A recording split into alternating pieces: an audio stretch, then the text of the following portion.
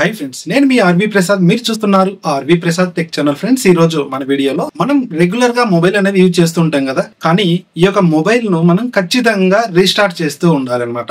ఈ యొక్క రీస్టార్ట్ చేయడం వల్ల కలిగే ఉపయోగాలు ఏంటి, చేయకపోవడం వల్ల వచ్చే నష్టాలు ఏంటి అనేది ఈ వీడియోలో క్లియర్ గా ఎక్స్ప్లెయిన్ చేస్తాను. వీడియో అయితే ఎక్కడ కూడా స్కిప్ చేయకుండా ఎండ్ వరకు చూడండి, క్లియర్ గా అర్థమవుతుంది అనమాట.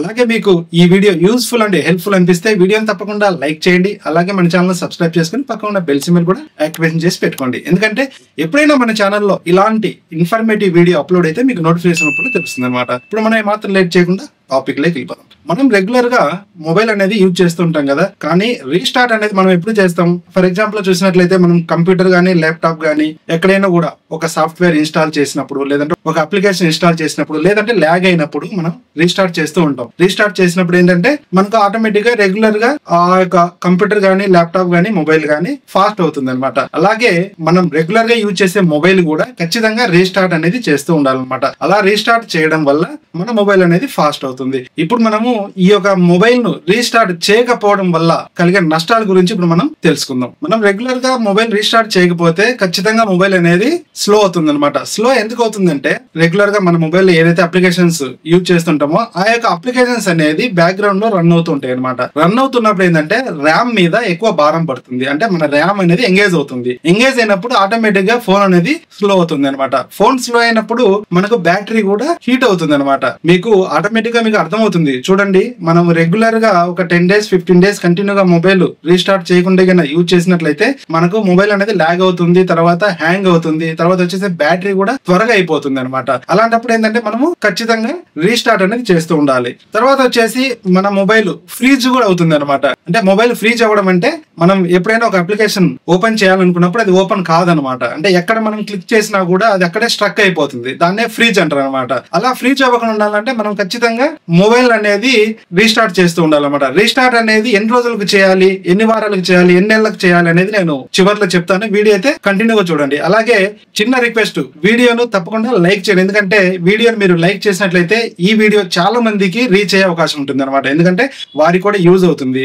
ఇంకొకటి వచ్చేసిందంటే, మనము రీస్టార్ట్ చేయకపోవడం వల్ల వచ్చే నష్టం ఏంటంటే, మనం యూజ్ చేసే అప్లికేషన్స్ బ్యాక్గ్రౌండ్ లో రన్ అవ్వడం వల్ల బ్యాటరీ కూడా ఆటోమేటిక్ గా త్వరగా అయిపోతుంది. తర్వాత వచ్చేసి నెట్వర్క్ ఇష్యూ కూడా వస్తుంది. చూడండి, మీకు ఎప్పుడైనా కూడా నెట్వర్క్ స్లో అయినప్పుడు ఫ్లైట్ మోడ్ లో పెట్టేసి తర్వాత ఒక 2-3 minutes తర్వాత, లేదంటే 2-3 seconds తర్వాత ఒకసారి మళ్ళీ ఆ ఫ్లైట్ మోడ్ తీసేసేయండి.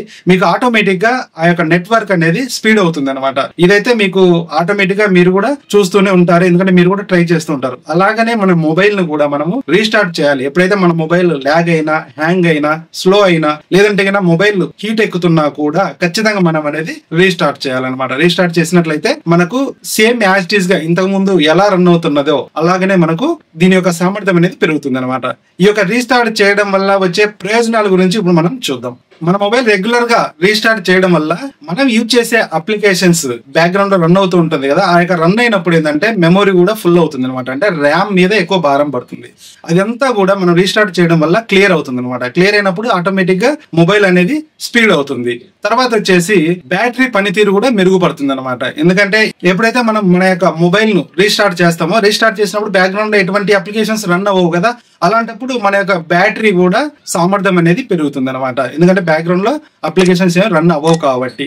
ఇంకోటి వచ్చేసి, ఏమైనా మీ మొబైల్లో సాఫ్ట్వేర్ బగ్స్ కానీ ఇలాంటి ఏమైనా ఉన్నా కూడా రీస్టార్ట్ చేయడం వల్ల అవి క్లియర్ అయిపోతాయి అనమాట. ఇది కూడా ప్రతి ఒక్కరు గమనించాలి. తర్వాత మీ యొక్క మొబైల్ మీరు రీస్టార్ట్ చేయడం వల్ల మొబైల్ నెట్వర్క్ ఇష్యూ ఉన్నా, మీ మొబైల్ ఏదైనా వైఫై కనెక్ట్ చేసినా స్లో అయినా కూడా అది కూడా క్లియర్ అవుతుంది అనమాట. ముఖ్యంగా గమనించినట్లయితే మన మొబైల్ ఏదైనా ఒక సెక్యూరిటీ అప్డేట్స్ కానీ, లేదంటే ఓఎస్ అప్డేట్స్ కానీ, ఆండ్రాయిడ్ అప్డేట్స్ కానీ వచ్చినప్పుడు ఆ యొక్క అప్డేట్ మనం డౌన్లోడ్ చేసిన తర్వాత రీస్టార్ట్ చేయడానికి ఆప్షన్ వస్తుంది అనమాట. అది ఎందుకు వస్తుందంటే, సేమ్ ఇదే, ఒకసారి రీస్టార్ట్ చేసినట్లయితే మళ్ళీ ఫ్రెష్ గా ఆ మొబైల్ అనేది మనకు ఓపెన్ అయిపోతుంది. అలాగే మన మొబైల్ ను కూడా ఖచ్చితంగా వీక్లీ 1 time రీస్టార్ట్ చేయడం వల్ల మన మొబైల్ అనేది ఫాస్ట్ గా రన్ అవుతుంది. అంటే మన మొబైల్ ఉన్నటువంటి జంక్ ఫైల్స్ అయితేనేమి, తర్వాత వచ్చేసి మెమొరీ అయితేనేమి, అదంతా క్లియర్ అయిపోతుంది అనమాట. తర్వాత నెట్వర్క్ కూడా ఫాస్ట్ గా వస్తుంది. మన యొక్క బ్యాటరీ సామర్థ్యం కూడా పెరుగుతుంది అనమాట. అంటే మొబైల్ అనేది హీట్ అవ్వదు.